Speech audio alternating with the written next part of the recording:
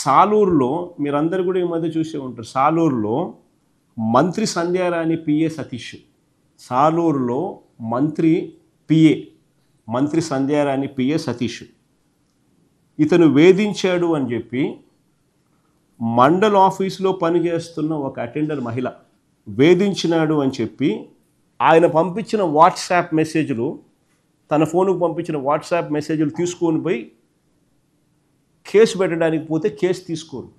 ఈమె కంప్లైంట్ చేస్తే, ఫిర్యాదు చేస్తే, ఈ వాట్సాప్ మెసేజ్లు ఆధారాలుగా చూపిస్తే మామూలుగా బాధ్యత గల ప్రభుత్వం అయితే ఏం చేయాలి? ఆ పిఎన్ బొక్కలో వేయాలన్నా? ఆ మండల ఆఫీస్లో పనిచేస్తూ ఉన్న మహిళ వాట్సాప్ మెసేజ్లు చూపిస్తూ ఉంది. ఆ పిఏ ఫోన్ నుంచి వచ్చిన వాట్సాప్ మెసేజ్లు హెరాస్ చేస్తా, ఒక మహిళను అబ్యూస్ చేస్తా, నాతో పండుకుంటావా, ఇంకొకరితో పండుకుంటావా, ఇంకొకరితో పండుకుంటావా అని చెప్పి ఇటువంటి గలీజ్ మాటలన్నీ మాట్లాడతా వాట్సాప్లో ఒక మంత్రి పిఏ ఇట్లాంటివి చేస్తే అని ఏం చేయాలా? బయటకు వస్తే ఇది జైల్లో పెట్టాలన్నా, బొక్కలో వేసి కొట్టాలన్నా? మరి కొట్టడం కదా దేవుడు, కనీసం బొక్కలో అయితే వేయాలన్నా?